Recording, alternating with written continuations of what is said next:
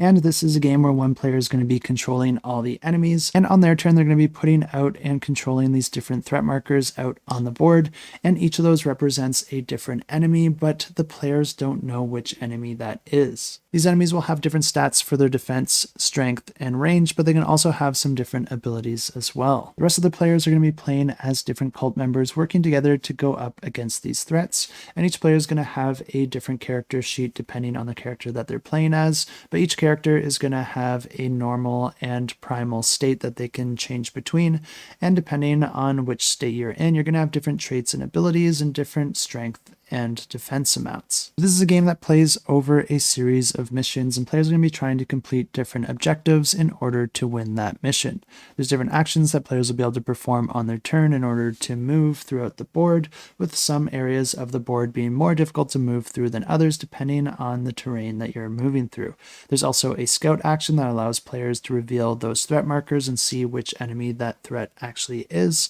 but in order to do that you're going to have to roll a skill check and get a value higher than the distance between you and that marker. Of course, there are also actions to attack, and in order to do that, you're going to be using a dice pool associated with your weapons, and success is going to be determined by beating at the target's defense value. The neat thing about this game is that there are different dice that you can use during combat that do have varying risks and rewards. There might be some dice with a higher chance of rolling a very high value, but then they could also have a side on the die that completely botches your attack. Players can also choose to add additional dice into their rolls, but anytime that they do that, they're going to be giving a card to their opponent, which is going to grant them with some additional options and abilities that they could use later in the game. The game continues like this until the enemy either defeats all the players or the players are able to complete their objectives. And if you do want to learn more about this, you can go ahead and check it out, and I'll have it linked in the description down below.